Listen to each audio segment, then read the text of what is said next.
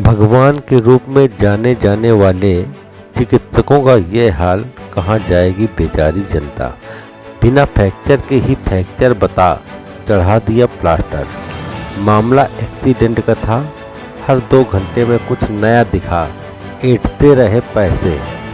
8 दिन एडमिट रहने के बाद भी बीमार को नहीं मिला कुछ भी आराम। ट्रीटमेंट की समरी दिखाने की परिजनों ने की जिद तो हाथों में थमा दी लाश। मामला धन्वंतरी हॉस्पिटल नवत्ता का है, जहां सरेआम लूट हो रही है। बीती 12 मार्च को हाईवे पर बस और बाइक में भिड़ंत हो गई थी, जिसमें भावपुर निवासी दीपचंद गुप्ता दीपू 40 व उनकी पत्नी दीना गुप्ता 37 वर्ष बुरी तरह घायल हो गए। इन्हें मौके पर मौजूद लोगों ने उन्हें धन्वंतरी अस्पताल में भर्ती कराया था।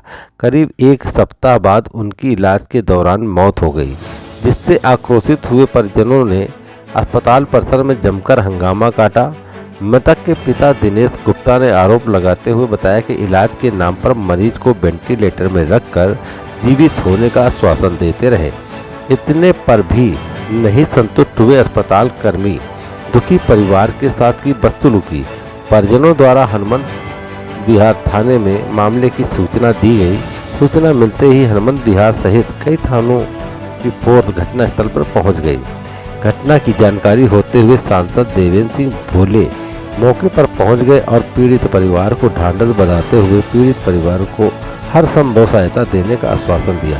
तब जाकर हनुमंत विहार पुलिस ने FIR दर्ज।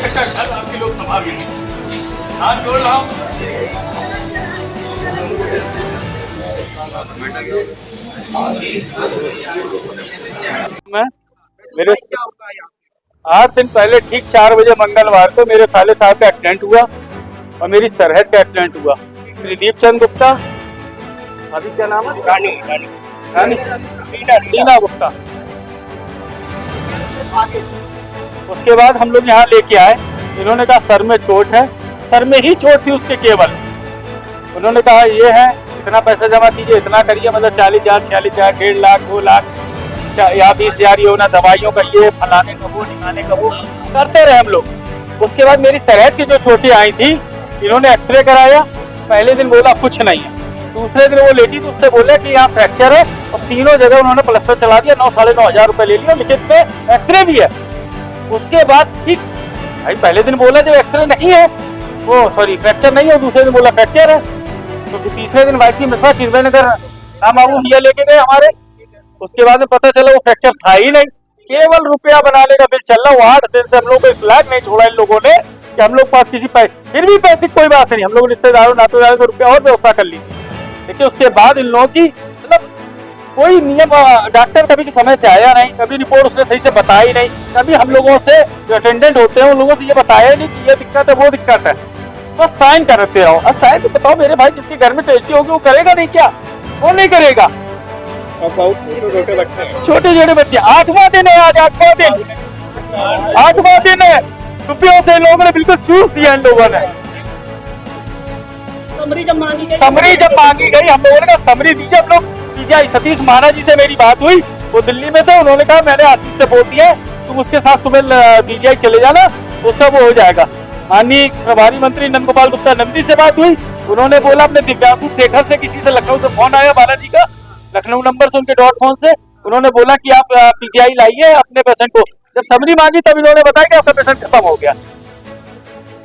कुछ नहीं, केवल आखिरी दम तक 6600 का प्लान में चला दिया उन्होंने, जब कुछ चल ही नहीं रहा था। ये इस अस्पताल का खेल है। और साक्षात प्रमाण, साक्षात को प्रमाण की आवश्यकता कतई नहीं है। मेरे पास वो एक्सरे है जिनको देख के इन्होंने प्लास्टर चला दिया।